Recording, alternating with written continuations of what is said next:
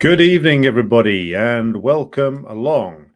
It is the evening of the 16th of May, 2024, and we are joining you today, this evening, with another live stream, in addition to the live stream that we did earlier today with the journalist Kit Klarenberg, centering on, or circling around, I should say, the attempted assassination of Slovak Premier Robert Fico. So be sure to check that one out if you haven't done so already.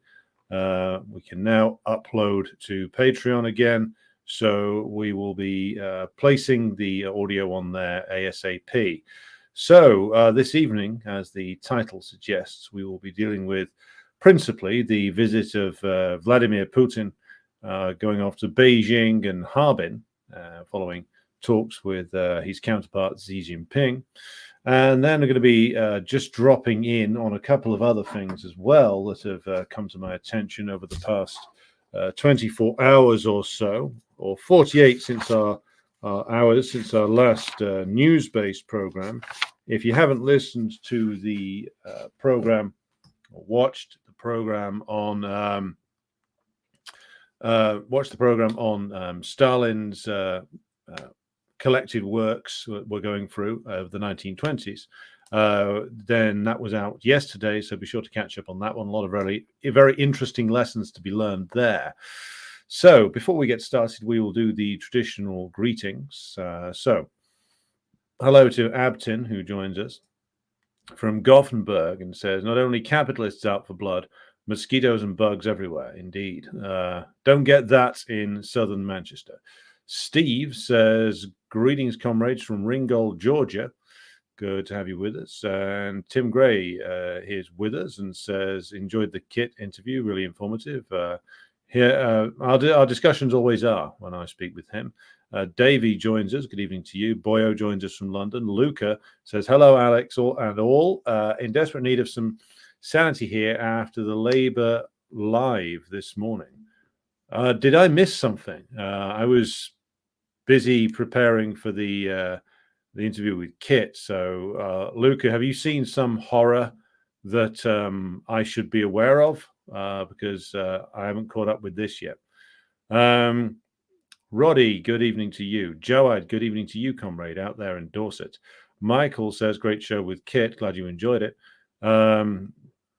Irish Partisan joins us from Minsk, of course, and says, free New Caledonia, solidarity to the Kanak people. Indeed, that is something we'll be mentioning later on. Freak Unique is with us from Congleton, Cheshire, close to home for me. And yes, I am well. Hope you are as well. And Kevin joins us from Sligo, and we will get underway. So be sure to like and share the stream if you haven't done so already. Always helpful to get the numbers further up, though. And now I'm able to put this in a regular slot for most weekdays. Of course, it should help people find the program.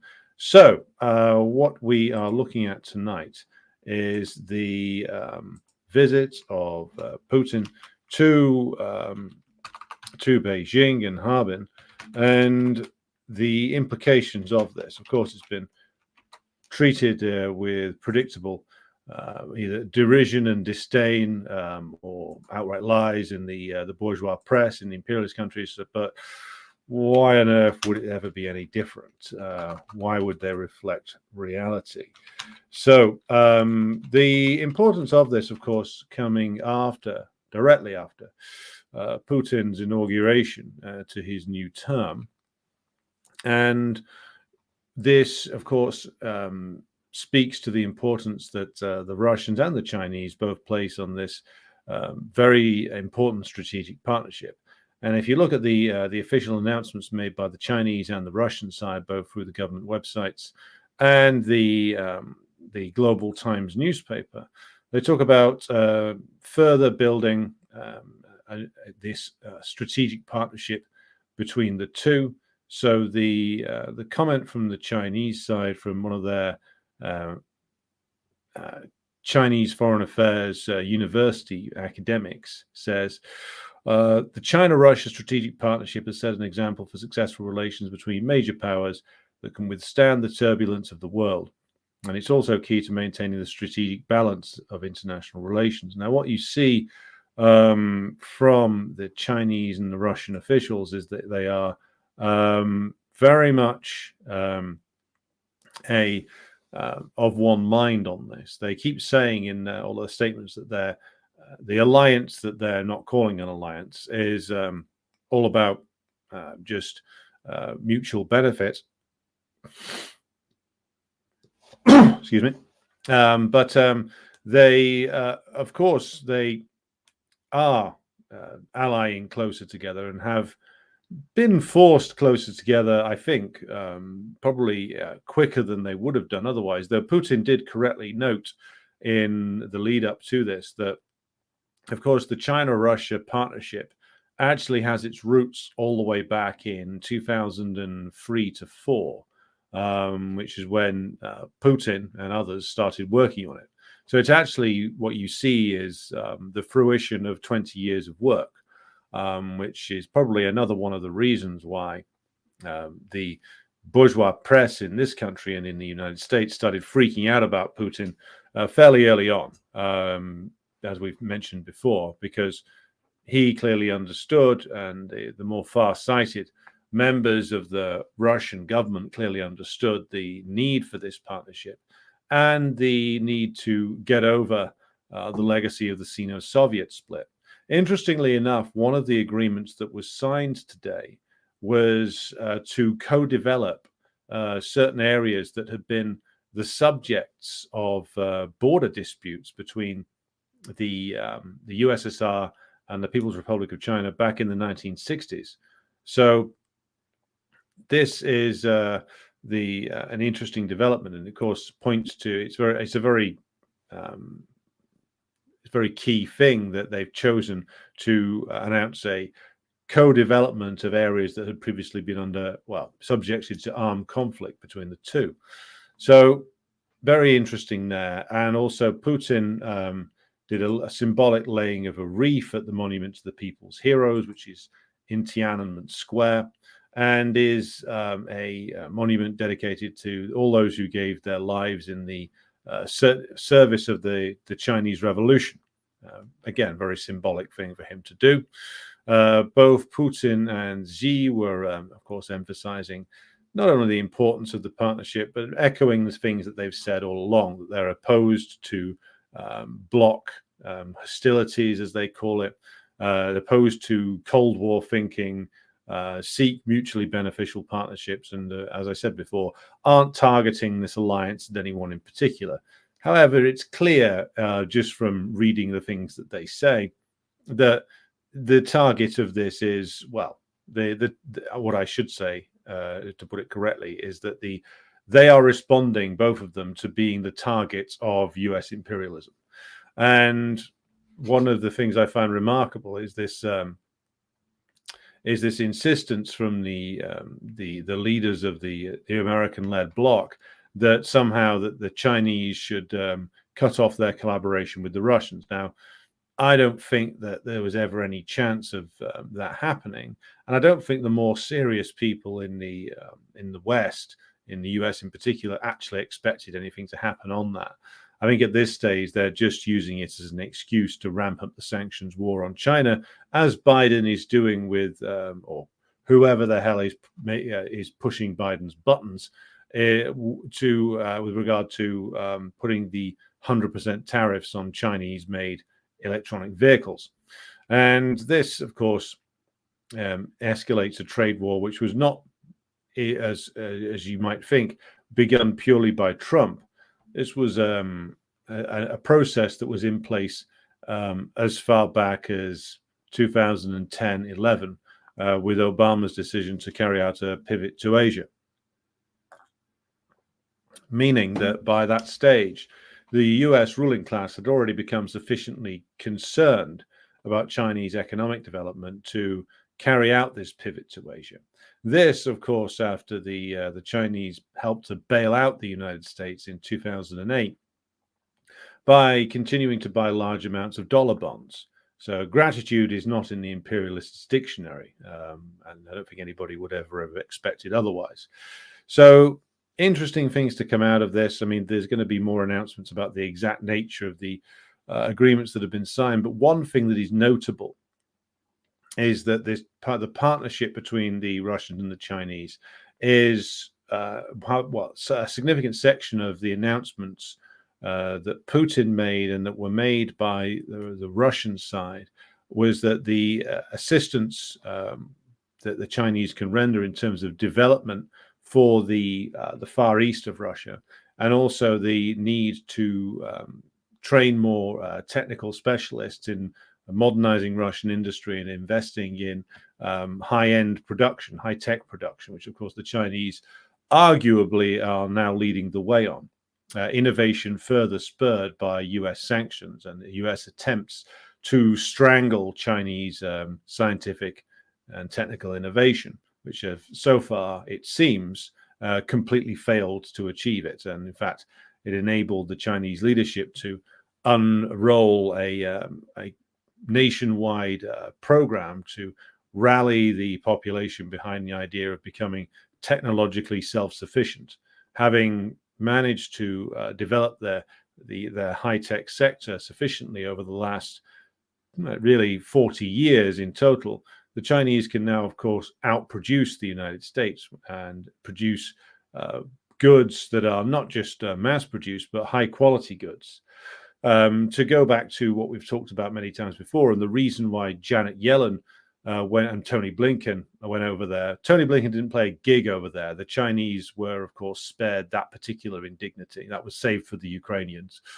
When they went over there and started moaning about Chinese overcapacity, what they are really moaning about is, what they're really complaining about is the fact they're basically going over there and saying your economy is too powerful. Your economic base is too powerful. Your means of production are too much for us. And if we allow your electronic vehicles into our country, they will outproduce us and we will be fucked, basically. So hence the mega tariffs that Biden's putting on them. So to return to the Far Eastern side of things, I think this is an interesting element, because even under the Soviet Union, particularly after the death of Stalin and the coming to power of the Khrushchevite revisionists, the far east of the country still remained behind in terms of development, the Western side, European Russia in particular. In fact, it was European Russia and Ukraine, which were the centers of Soviet industry. There was industry, of course, further east and in the Central Asian republics, but a lot of that in the Central Asian republics was dedicated to resource extraction. And the Far East, though it was developed up to a point, was not developed in the same way as Western Russia was and Ukraine was. For Ukraine, they're very much emphasis on the was. And that, again, stems from short-sighted, opportunistic decision-making and bureaucratic decision-making carried out by Khrushchev and others. The idea being that under Stalin, the planned economy was constructed in such a way as to try and evenly develop all areas of the country. Stalin specifically says, we have to be prepared to run industries in certain areas at a loss, because what it does is it's helping to raise the economic and the cultural level in a particular area by having such an industry set up there. We want to make sure that the country is fully developed on an even fashion. And of course, the Khrushchevites closed that line of thinking down and stopped those initiatives. And so they ended up unbalancing the economic development of the USSR, leaning more towards development in the Western Russia and Ukraine.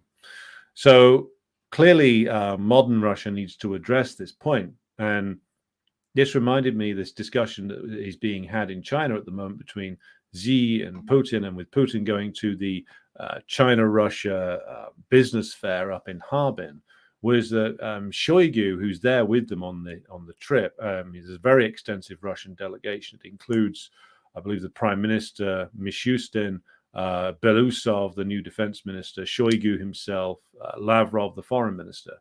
They are all there on this trip. And it reminded me that Shoigu a few years ago was associated with an idea that was cited under his brief at the time as defense minister, that it would be worthwhile for the Russian Federation to actually invest in a new administrative capital. And this new administrative capital would be in the center of the country. So not in European Russia, but right in the center of Russia. So much more, of course, towards the Far East. There's an awful lot of East in Russia. And this would be both a symbolic but a very meaningful change, meaning that, of course, Russia would still have Moscow as its historic cultural capital in many respects. But this new administrative center, like a Russian and much bigger version of something like the Australian Capital Territory or Brasilia in Brazil, a purpose-built capital city, administrative capital city, where the government would sit. And it would, of course, be something that was much more representative of all of Russia, it would be geographically right in the middle. And I remember Shoigu was associated with this idea a few years ago. I have seen it kicked around in certain Eurasianist telegram channels, coming up with this idea that a new capital should be built to underline the Eurasianist turn in Russian policy, being, of course, symbolic again of the fact that a symbol of the turn, which is that in the time of Peter the Great, there was the great turn towards the West, and in the time of the era of Putin, you have a slow turn towards the East. The East being the place where the future is, to a large extent, being written, and therefore, as Peter the Great constructed or built up significantly what became St. Petersburg, though it should be called Leningrad, the new era requires a new capital much further to the east that symbolizes the Eurasianist turn. That's a very interesting idea. It certainly makes sense for Russia to have its capital right in the center.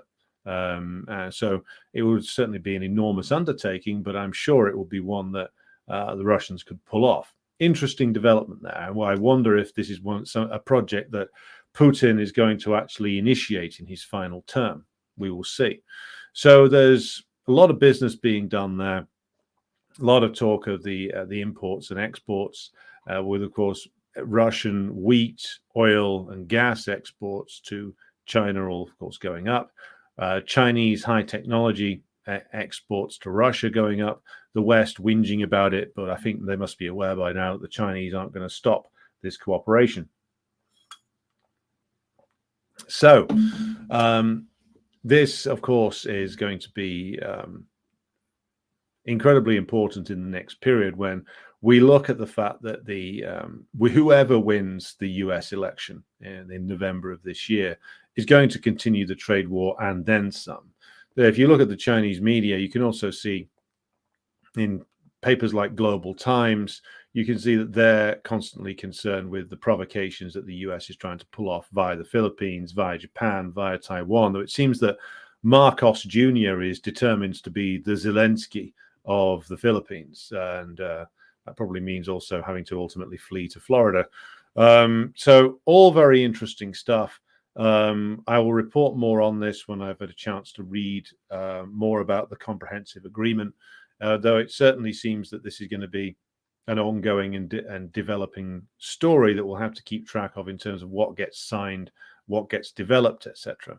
So the other point to end this particular segment of the show on, though, is that, of course, what goes unspoken but is constant is that there's ongoing Russia-China military cooperation in the Far East. So around the area around American Alaska, around the coast of China, they do exercises. They do joint exercises with Iran, just off the coast of that particular country. They've done joint exercises with South Africa. So the Russian and the Chinese militaries, especially it seems the Navy and the Air Forces, are constantly engaging in joint exercises with each other. And there's probably a lot more military-to-military cooperation that we don't see. We also, of course, know very well that the Chinese talk in order to present a certain face to the world about reaching a peaceful resolution in Ukraine. Everybody's interests must be looked after. There must be peace through dialogue, but they know as well as everybody else does now that this is going to be ended on Russia's terms, and they just keep saying that in order to essentially engage in a propaganda war with the United States. Propaganda war that the Chinese are, of course, winning, because everybody in the global South is fully aware of the fact that the United States are the ones that pushed the Ukrainians into this war, and the United States are the characters who are keeping the Ukrainians in the war. Irish Partisan makes the entirely correct point, that although Leningrad became St. Petersburg, they kept the name of the region as Leningrad Oblast. Yes, well, yeah, that's correct. I still wish they'd turn the city back to its proper name. Leningrad sounds, in all honesty, much more Russian. St. Petersburg sounds almost German. Right. So moving to other concerns, as I said, I will go back to the Russia-China talks and the Putin visit tomorrow when it's all been concluded, and hopefully we can get a more detailed look at what has been agreed upon. But I think we can leave it on this point, though, that any demands that Macron or Blinken or Yellen were going to make, or did make, of Xi have been just ignored. I think it's pretty fucking obvious that it's been ignored. And why on earth would the Chinese do them any favors? This is the question that must be asked. Any chance that the Chinese would have done them any favors whatsoever in terms of even slackening off high technology trade with the Russians, that died really, I'd say, for good with the events in Hong Kong. It may well have been done in earlier. I mean, there is a lot of verified stories that an awful lot of CIA assets got arrested, imprisoned, or in some cases killed in China over 10 years ago with the ascendancy of Xi Jinping and the change in the line of the Chinese party. And that one of the complaints of the CIA and the other Western intelligence services is that within a few months, they lost all of their long-term contacts in the Chinese party and state. And that part of the Xi Jinping-inspired anti-corruption drive that has been going on over really 10 years now is to isolate and prosecute offenders who are either in the pay of Western intelligence services or whose corruption makes them liable to be recruited by the Western intelligence services. And that is, of course, a speciality that the British have long focused on. Finding corrupt officials who have debts or bad habits or have engaged in criminal behavior and essentially blackmailing them into the service of the MI6 or the CIA. They did that a lot in the Soviet period, and the Chinese are fully aware that this is something they would want to do to them. So hence why the Anti-Corruption Initiative, or at least that's part of the reason why the Anti-Corruption Initiative is so important and has been ongoing. So no, I think, as I said, any chance they had of getting any favors out of the Chinese died for a number of reasons, one of which is the Chinese rolling up their intelligence networks in the PRC. And then you have the continued American interference in Xinjiang, which, of course, the Chinese were not inclined to view favorably at all. And then you have, of course, the American-British maneuvers in Hong Kong. And I think it was probably that solidified the opinions of the Chinese leadership. I think they were going in the direction of realizing that there was no way they could actually have what the Chinese always call win-win cooperation with imperialism. And the only thing American imperialism wanted them to do was to capitulate, to surrender, and to essentially assume the role of a permanent poverty-stricken outpost that produces cheap goods for the US market. And of course, the Chinese weren't prepared to play that game anymore. But I think the actions of the US in Hong Kong really are a turning point.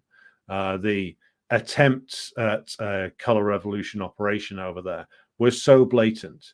You had like US politicians rocking up there. You had all the usual roll call of NGOs rocking up there. And I think that this was the moment the Chinese leadership realized that any cooperation was just simply a thing of the past. That the only thing that was going to be accepted by the West now was essentially the collapse of the Chinese state, which is ultimately what they want. They would love to go back to, if they couldn't have like a China that was run by some kind of puppet regime, then they will accept the China of the 1920s, split into 1,000 pieces and run by tame warlords. So you can exploit the labor and the resources there, but don't have to deal with even a large-scale capitalist China would be too much for them. A large-scale wholly capitalist China would be too much for them. They want to have it permanently weakened, and if it can't be permanently weakened in its current state, break it up. Just like they think the same of Russia. So again, this is something which, of course, will boomerang and bite the imperialists in the end, because they've long since blown any opportunities they had of splitting the Russians and the Chinese apart, as this visit reaffirms yet again. So we turn now to other things. I'm going to mention again the revolt in New Caledonia. Now, I'm not up to the minute on, because I've been focusing on other things today, but I wanted to draw comrades' attention to it, because this is something which is going to be an even bigger problem for the French bourgeois going forward, which is that it's not only the case that the CFA franc area is going to diminish and ultimately collapse within the next few years, severely damaging the French imperialists' ability to loot Western Africa. The other thing that's going to damage them is, of course, that they have already faced revolts from their overseas departments, which, of course, the way the French managed to hang on to a lot of the islands and small territories like New Caledonia, like French Guiana, like Saint-Pierre and Miquelon off the coast of Newfoundland, was to declare them to be integral parts of France, not colonies. But of course, declaring something to be an integral part of France and actually the population there being treated even as equal French citizens are two different things. So there's boiling frustration in a lot of these places. Macron will respond to dissent, as he always does, by piling in there with militarized police forces, trying to batter them into submission, just as he does with domestic revolts in France. The fear of the French ruling class will be, if they lose control fully in any of these areas because of the way the world is now. I mean, I noticed that one of the stories that came out of New Caledonia was that they blocked TikTok in New Caledonia. Though I would imagine that the news of this revolt will go all the way around the world. And that's what they're afraid of. They're afraid of this, what they would see as contagion, which is if one of these places breaks free, then the results will be devastating to French imperialism. So I will bring myself up to date on what is going on in New Caledonia to do a more comprehensive look at it tomorrow. A question from Beiju, who asks, how far down the road to socialism is China? Well, that's a rather interesting question. I would say that China has actually been on the capitalist road for over 40 years. It's not wholly capitalist. There's still elements of planning there. There's still significant state-operated sectors, but they went quite a long way down the capitalist road, not all the way. As I said, still strong elements of socialism in there, both in terms of economy and political system. And also, as I've said before, the Chinese party was never wholly revisionist, even though revisionists were in the leadership of it for quite some time. So it's a contested one. The Chinese line in the party has clearly changed and evolved over the last 10 years. Like the pro-capitalists were dominant for a long time, in the era of Deng Xiaoping, in the era of Jiang Zemin, in the era of Hu Jintao. They were all leaders who personified the capitalist turn. this starts to change, and it's not just that Xi Jinping came in with a new bunch of ideas, it's that the Xi leadership reflects changes in the Chinese party. So it's clear that although the revisionists in China were powerful and still are for a long time, they were obviously losing ground to more revolutionary and proletarian wings of the party that were able to significantly influence the turn over the last 12 years or so. So as to what the struggle for socialism will look like in China, clearly it's into another phase now. There was a long phase when it was going through a capitalist turn. Now we're in a new phase, the fate of which has yet to be decided.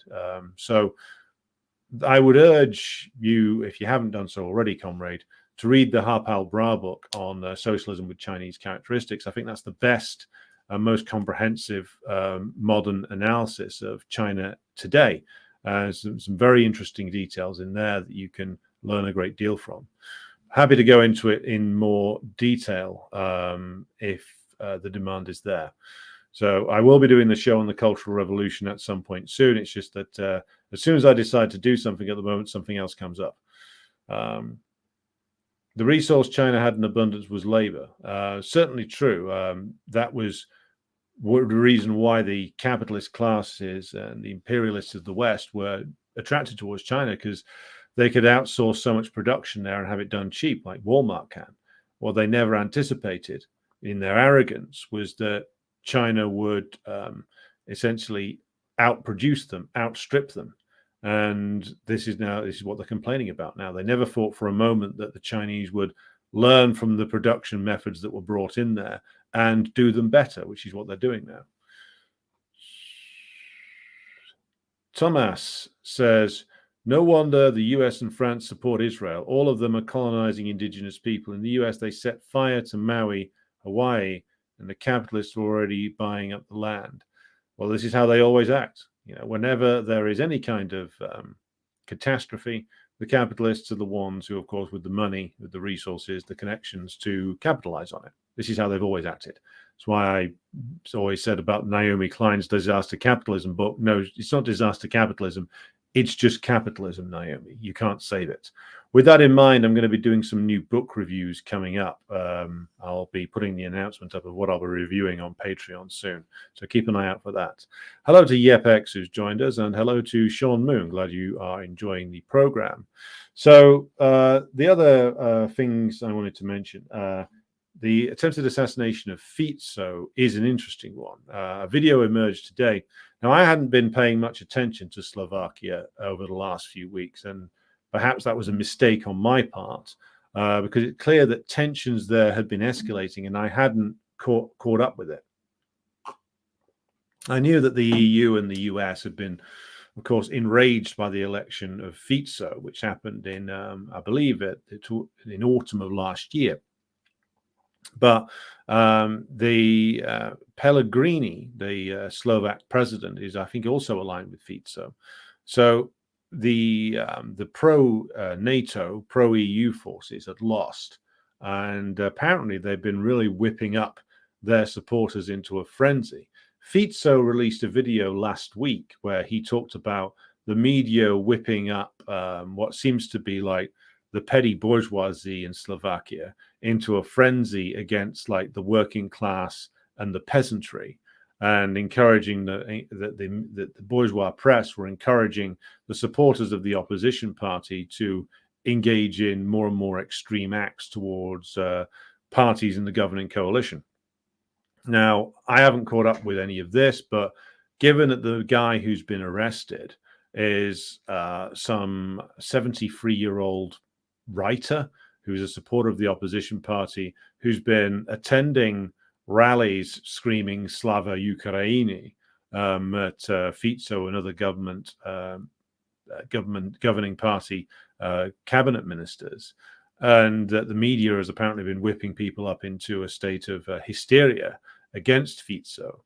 Perhaps this isn't a surprise that it happened in the way that it did. Certainly, I would encourage everybody to read the Kit Clarenberg article on this. And Kit came out with some details in the interview I did with him earlier today, which were very interesting. He talked about the fact that Slovakia, after it separated from the Czech Republic, which was a reactionary separation in and of itself, I should say, it left both halves weaker and more subjects to the deindustrialization and degeneration and decay that the EU membership brings with it. But that the Slovaks resisted this a little bit longer than the Czechs did.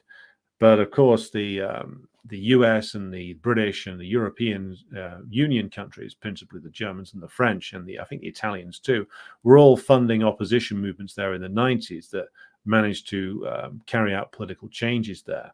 So it's interesting the way that the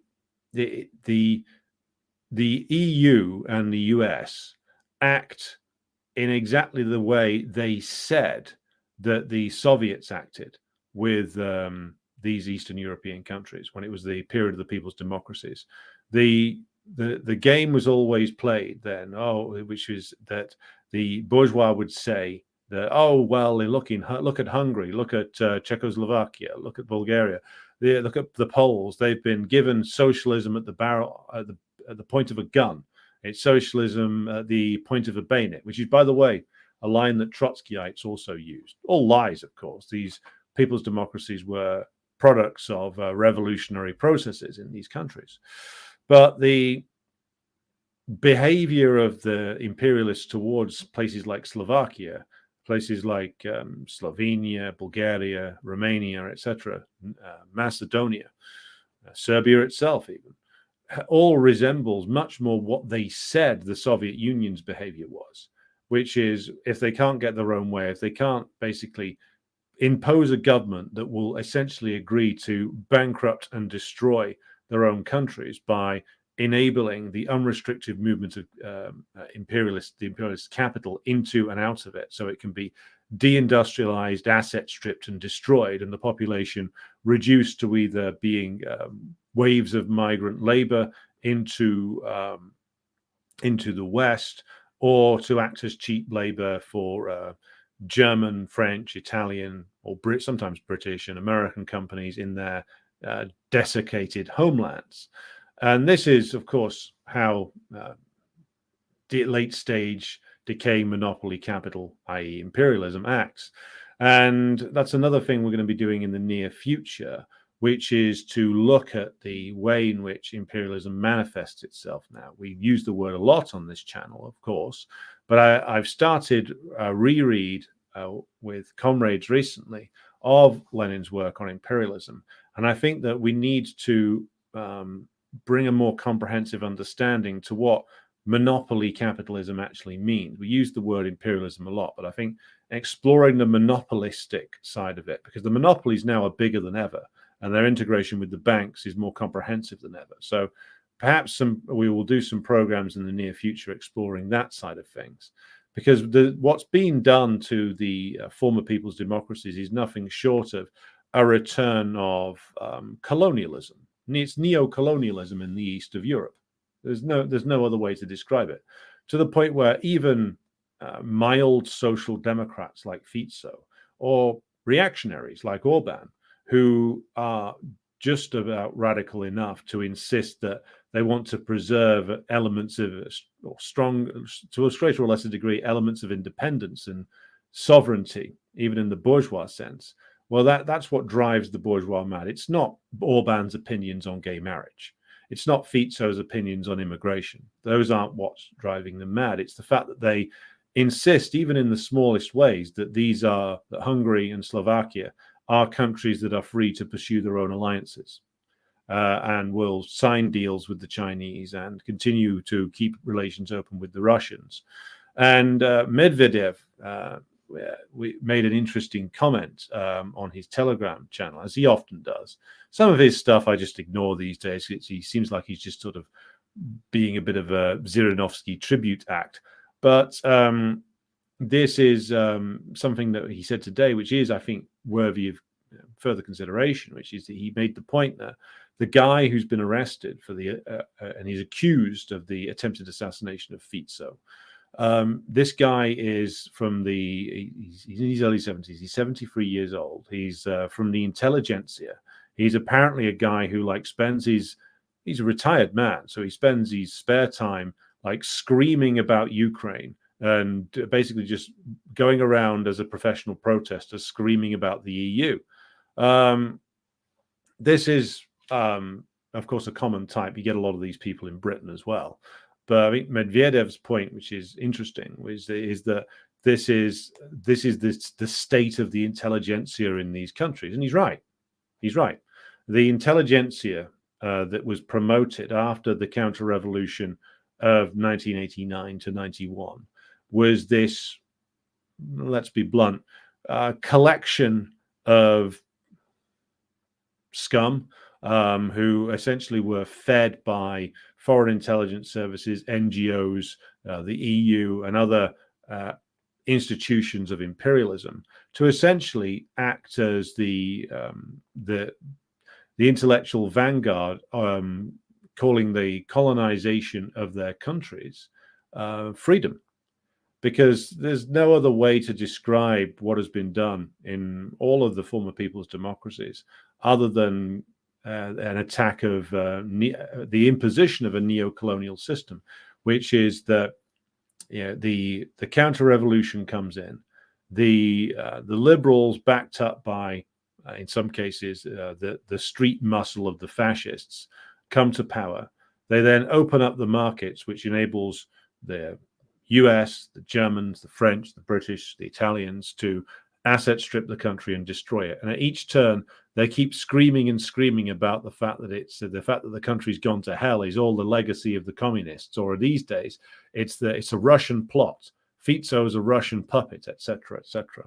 Anything which gets in the way of the despoilation, asset stripping, and destruction of the country is denounced as a Russian plot. Whereas in actual fact, these intellectual whores have been writing and broadcasting for 30 plus years, making excuses for and calling the utter ruination of their countries freedom, the advancement of freedom, development, modernization, welcome to the garden. Well, you're not in the garden. You are the plants that get chopped up by Joseph Borrell, the gardener, to be used as fertilizer for the garden. The garden ain't you. It ain't even really us. Not really. The garden is restricted to the circles of the bourgeois.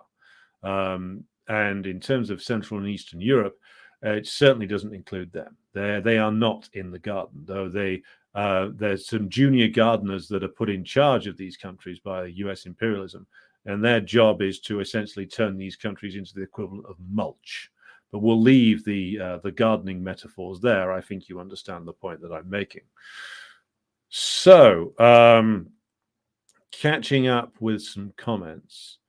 YepX says, can you do a discussion on how the bourgeoisie benefit from keeping disabled people poor through heavily means-tested services programs that punish you for getting ahead even a little, and how the lack of social safety net benefits the ruling class? Well, that will be quite a significant program, but I can certainly do it. I mean, I did a year's study at undergraduate level. I mean, this was 20 years ago now, on welfare reform.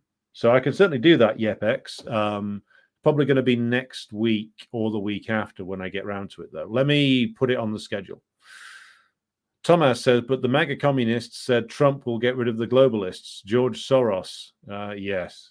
Well, Trump doesn't know what the fuck he's talking about. And some of these MAGA communist guys don't know what the fuck they're talking about either, to be blunt. I mean, Trump, let's take the example of Trump. Trump today said, or yesterday, I should say, on the Hugh Hewitt show, that he's considering Mike Pompeo and Tom Cotton for places in his cabinet. Now, Tom Cotton is this sort of Norman Bates lookalike, obviously a serial killer of some kind or another, who's like a former, I think he was a captain in one army unit or some death squad or another, was photographed sitting on top of a pile of stolen Iraqi gold. He's a bona fide psychopath. He's like a thinner, younger Lindsey Graham. And he's screaming for, all the protesters on university campuses in the United States to be arrested, all of them who don't have citizenship to be deported. Essentially, he's like an even less appealing version of Joseph McCarthy.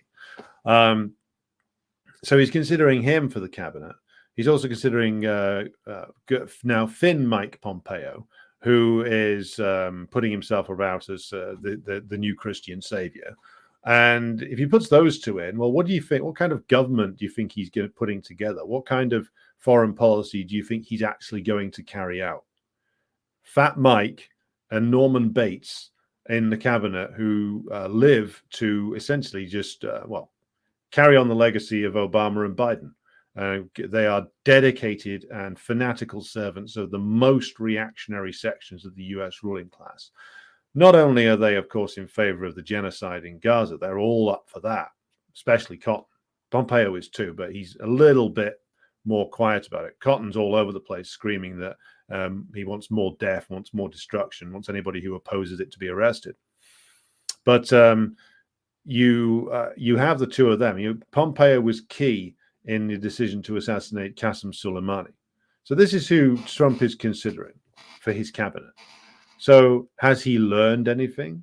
Is he an opponent of the deep state? Which there is no deep state. It's just the state. There's nothing particularly deep about it. It's always been as it is. The question is answered by just looking at the things that he says and the things that he does. And you know very well that Trump, in order to solidify his position in the Republican Party, has again done the same deal he did last time, which is with the rabid element represented by Lindsey Graham. He, of course, signed off on the money to Ukraine to keep that war going, just as he was always going to. Just as he supplied more weapons to the outsourced army in Ukraine than Barack Obama did. And yet he's the one who has the reputation as the pro-Russia guy, because, of course, he said we should get on with the Russians. He never did anything to that end.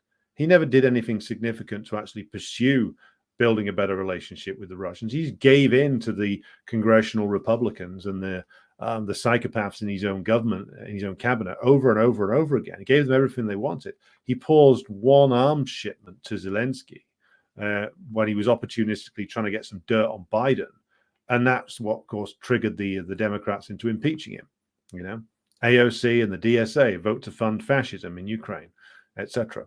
So the idea that Trump is the anti-globalist, globalist is a fucking meaningless term anyway. I mean, it's a stand-in for imperialism from people who can't stand or are not aware of the actual accurate term for it. And I saw a ridiculous cartoon with Trump, Geert Wilders, and Milei fighting the socialism of Klaus Schwab and the World Economic Forum. And this is how confused a lot of these people are. And it's understandable. This is still early on in the revolt in the United States, but because Milei is a graduate of the World Economic Forum and he goes and speaks there. He went and spoke there very recently, basically telling them about all the wonderful things that he's doing in Argentina, and he got a round of applause. Of course he did. They love that shit. So again, you could have argued that Trump had this sort of protectionist agenda that was rather unique in 2016, but Biden's got a protectionist agenda now. Biden's gone further. He's not only has he not reversed the tariffs that Trump put in place, he's gone further with them. So again, Biden and Trump represent broad continuity with each other because both fundamentally represent slightly different but now unified wings of the US ruling class. Trump's base of petty bourgeois and lower bourgeois will be disappointed by him again, because he won't do anything for them either. He'll do the same things George W. Bush used to do. He'll end up doing loads of cultural signifier stuff to try and appease them, whilst economically speaking, he's following broadly the same trends as Biden, who is following on from Trump. And Trump himself, in reality, represented an escalation of what Obama was doing. I mean, he did early on, by train wrecking TPP, he pissed off certain elements in the US ruling class, but TPP was never going to work anyway. Transpacific Partnership was meant to find a third way, so to speak, for US corporations. Obama didn't want to oppose them outsourcing and offshoring. So what he wanted to do was to put in place an agreement to make sure that the outsourcing and the offshoring didn't go to China. It went to Indonesia, or it went to Cambodia, or other places that are aligned more with US imperialism. And that, in reality, wasn't going to work, because by that stage, the Chinese were already not reliant upon capital imports to grow their economy. They'd already moved on to the beginning of this phase that we're in now. So yeah, all kinds of mad delusions about Trump, which should be shed by now. Like, he was in office for 4 years. He's now backing he's now accusing Biden of not being enthusiastic enough about the Israeli genocide in Gaza. And Biden will probably accuse him of not being enthusiastic enough about it as well. So these guys are literally the same. Like, there is nothing between them anymore, other than like usage of language, which of course doesn't matter on a symbolic level, but also like questions of etiquette, questions of respect for the symbolic order, so to speak, questions of manners. All of these things are at most secondary considerations. On the primary contradictions facing us now, they're basically aligned. Trump will not pursue a peace plan in Ukraine. I will put that out there right now. If I'm wrong, you can call me on it. I will come back on and address it. But there will be no peace plan from Trump. Anything he floats will be shot down by now members of his own cabinet, by the congressional Republicans, and of course the congressional Democrats. There will be no Trump peace plan. There will be no Trump peace mission to Moscow. It won't happen. Either, if he gets lucky, the war will be over by the time he gets in and he won't have to think about it. The Russians will have closed it off. If it's still going on, then he might make some noises. Then they'll bring out a new load of Russiagate stuff. Then he'll panic and say, Tom Cotton, help me, man. I didn't do anything. I'm a great guy. You know I'm a good guy. You know I love America. And Tom Cotton will sort of grin in that horrific, Norman Bates in the end scene of Psycho way that he does, and say, well, Mr. Trump, what we'd better do is we'd better send more bunker busting bombs to the Israelis. Then you better send more weapons to the Bandera stand around Lvov, etc., etc. Trump won't do jack shit. Won't even do jack shit for the base that's voting for him. I think he's proved that by now. All right. BlackRock licking its lips, says Boyo, when the World Bank estimated it will take $400 billion to rebuild Ukraine. BlackRock's not going to get a look in. To go back to my conversation earlier today with Kit Clarenberg, he predicted that the Russians will take large elements of Ukraine, leaving perhaps like the West to be claimed by Poland, Hungary, Romania, etc. That's certainly a possibility. That is something that Putin's floated as a possibility before. But I don't think BlackRock's going to get much of a look in. I think they're going to take a big loss on this one because they're not going to get near most of the country. The work rebuilding the areas that are either incorporated into Russia or turned into a new version of Ukraine that will be permanently aligned with Russia and Belarus. That'll all be done by Russian companies and probably some Chinese as well. Boyo says the idiots on X have now added the Georgia to their bios along with the EU, Ukraine, and Israel. Yeah, well, I'm convinced that half these people aren't even fucking real. It's all bots working out of an outsourced IT company somewhere. Abtin says, I sometimes wonder what drives these people. I'm Iranian and we have a whole army of these compradors in every country, including our own. Yeah, for some of them, it's quite simple. I've met Iranian monarchists before. Scum of the earth doesn't even cover these people. Some of them would see Iran destroyed before they would ever do anything positive. For some of them, it's just the fact that some of them came from the old ruling class that was close to the Shah, in the case of Iran, I'm talking here, and would rather see Iran burnt to the ground than have to admit their defeat, have to live with their defeat. So for some of them, it's just typical ruling class stuff, which is if they can't have it, no one can. For others, I mean, I've met also exiled Marxists who had more of a sound reason to dislike the Islamic Republic of Iran, so the Islamic Republic, i.e. the government of Iran. Some of them couldn't see beyond their own, in some cases, suffering. And who am I to judge on that? I haven't, or my family hasn't gone through similar things. But for some, it was this, that they hate the government of the Islamic Republic so much that they've essentially reached some of the same conclusions, whether they're willing to acknowledge this or not, that the Iranian monarchists have. And it's the danger of just judging everything on either your own subjective experiences or just your hatred for what has been done to you or your family, that you're prepared to side with imperialism, which, well, whatever the Islamic Republic government has done to you, that will be nothing compared to what the imperialists are prepared to do to Iran if they get their way. Whatever criminal actions that the Islamic Republic has carried out, and indeed there will be quite a few over the years, whatever repressive actions it's carried out, if the imperialists get hold of that place, they'll turn it into an absolute slaughterhouse, as they have done everywhere. So there's no excuse anymore, not really. I mean, if you are allied with US imperialism, you have to close your eyes to not see it, to not see their actual track record, to not see the horrors that they commit everywhere they go. To close your eyes to all of that is something I can't understand why people would do it.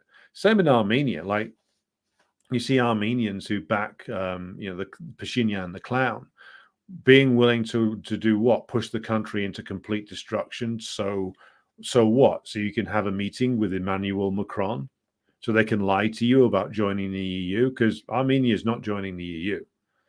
Mostly because the EU won't exist in 10 years in its current form anyway. But even if it was going to, they'd be kept dangling on the end of a rope until, of course, a combination of Azerbaijan and Turkey destroyed the country, or tried to. But again, these fucking idiots who I've no time for, and no one should have any sympathy for them, because they've completely, for the majority of them, they've completely sold themselves on a lie and keep doubling down on it. So there's no excuse for not knowing now. 20 years ago, in the aftermath of the Cold War, you could forgive some illusions. Really, I mean, you could forgive the illusions because there was a lot of advertising. People were hit over the head with a lot of propaganda for a long time. But it's 30 years since the end of the Cold War now. We've all seen what US imperialism has done. Now, in the 30 years it was able to act in certain areas of the world without restrictions. We've all seen what it did in Iraq. We've all seen the crimes it committed in Afghanistan. We've seen what they did to Libya, the restoration of slavery. We've seen what they did in Syria. We've seen their employment of the worst gangs of Salafist lunatics to terrorize and enslave whole populations.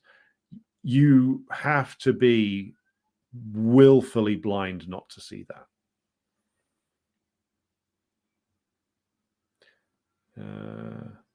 Sean Moon says, Mike Pompeo, unbelievable. How could anyone vote for either of these two major parties in the USA? I'm largely convinced that the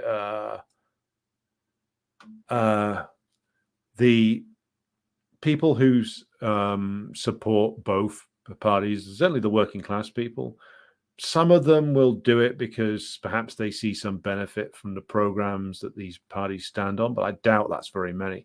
I mean, the bulk of people who are voting for either of them will just be doing it because they hate the other side, to punish the other side. That's just what we get here. Very few people, and I've known quite a lot of people who vote Tory over the years, still do. None of them are enthusiastic about voting Tory. A lot of them just aren't going to do it anymore. A lot of them are going to abstain or vote for Reform UK. And the only reason that those who are going to vote Tory are doing it is because they hate the Labour Party so much. Same on the other side. The only reason that many people are going to vote for Keir Starmer's wretched party is so that they can hit the Tories over the head. It's the only reason to do it. And it's the only binary choice that it's the binary choice that capitalism is prepared to allow to let you have. Yebx says, I was severely disappointed to find out the transsexual Book Angel, who is a trans educator, is also a Zionist who supports the Palestinian genocide.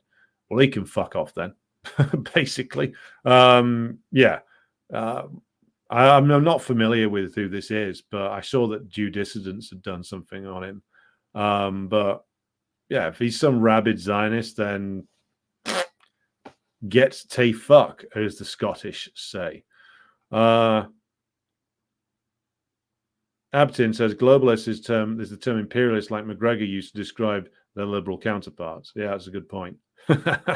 Dennis Curry says Biden is sending his diapers to the IDF. Yeah, I saw that picture.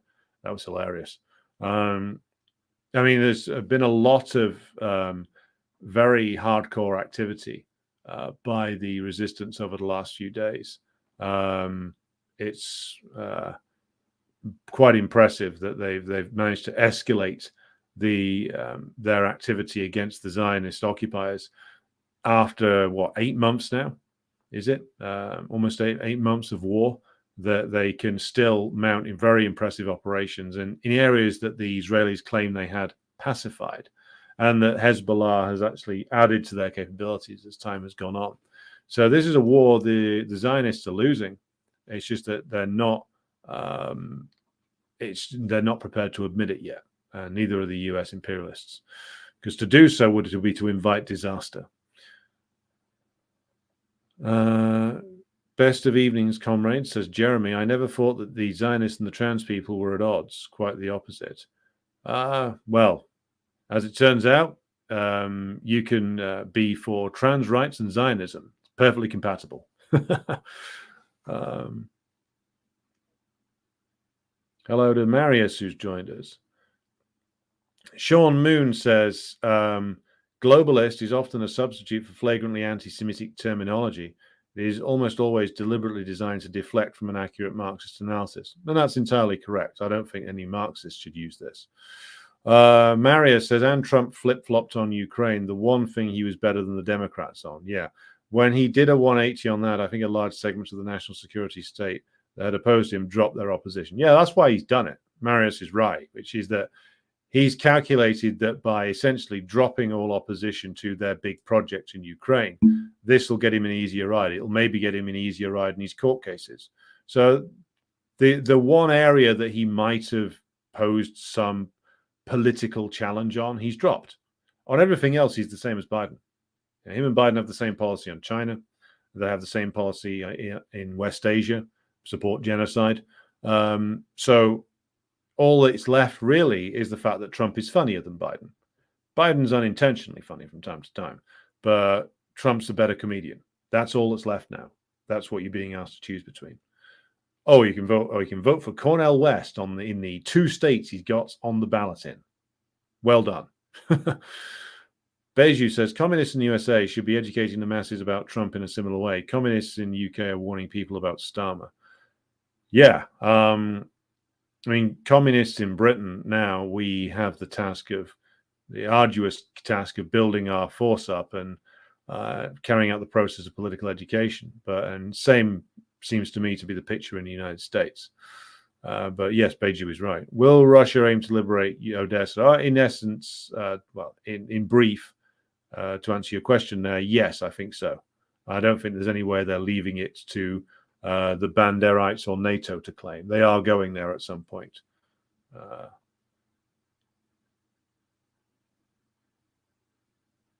Battle Cossack says, I've watched this movie, The Crossing, where the Chinese nationalists and civilians tried to escape to Taiwan from the evil commies. Sounds hilarious. Iran is more democratic than the United States, says Battle Cossack. Yeah, that's true. And I don't think that's actually much of a challenge, to be honest. I mean, you certainly get more actively contested presidential elections in Iran than you do in the United States. Marius says, looking at Afghanistan, Libya, and Iraq and say, yeah, that's what I want for my own country. Anyone who can say that is a fool at best. A miserable scumbag would be perhaps a more accurate statement. Battle Cossack says, why did Lenin support the Emir of Afghanistan because he was standing against imperialism. That's correct. The Bolsheviks recognized that supporting a strong, independent Afghanistan that would be free of British imperialism was the priority at that stage. That was entirely the correct point to make. And Jack says, do you think Starmer will get more votes than Corbyn? Well, they're not standing against each other in the same constituency. Corbyn is popular, quite genuinely popular locally. So we'll come back to his new organization tomorrow because I need to log off in a moment. But yeah, I'll come back to Corbyn tomorrow. Beiju says cognitive dissonance is a kind of excuse for people having the same supremacist values as the Western imperialists. Good point. President Jesus says Kyle Kalinske has now endorsed Jill Stein after prostrating himself before Biden. Yeah, has he still got that ridiculous hair? So yeah, Kyle has probably worked out that endorsing Genocide Joe isn't going down well with his audience. So he needs something plausible to retreat to. So now he can't endorse Cornel West because I think he slagged off the Cornel West campaign, but not for the reasons that it should have been slagged off, but for reasons of wanting to defend Biden. So he has to go now to endorse Jill Stein. I bet he still says, though, that you should vote for Biden in a swing state. I bet he still says that. I haven't watched anything of his for years now. But I found his turn towards being the sort of bleach blonde, poor imitation of a Ken doll particularly hilarious. Mr. Chopin, greetings to you. R.T. Burgaz says in Iran, evolution is mandatorily taught at schools, not in the US, as is biological evolution. That's hilarious. Boyo says the losers of globalization use the term globalist. They blame Rothschilds rather than capitalism. Yeah, I mean, you're right, which is that the instincts are correct, but what they do is rather than zero in on capitalism as a system, they blame like some of the big players that exist within it. So it's that they think that capitalism's been distorted by the Rothschilds or the Rockefellers. It's not. So it's a very petty bourgeois point of view that the system, it's not capitalism that's wrong. It's just that there's a few big players within it distorting it. And so that's where the conspiracy theory line comes from. The Rothschilds are important, though, says Marius. I think a lot of leftists purposely don't talk about them for fear of appearing anti-Semitic. Same story with Soros. Well, the Bolsheviks didn't fear talking about the Rothschilds, and they're an important, long-lasting Anglo family that have got shares in all kinds of things. I mean, Soros is an agent of US imperialism. That's what we need to talk about. I mean, he's been an active agent of US imperialism for decades now, many, many decades. And so, like, when people say, oh, he's working against US interests, no, he's not.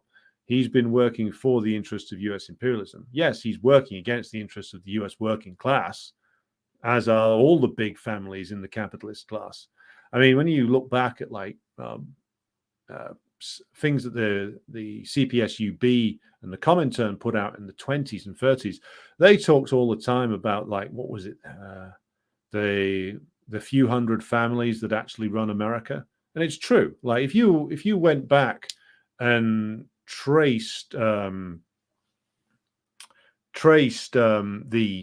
ownership structure, through the ownership structure to trace who the actual owners were of industry. It's harder to do in some cases these days.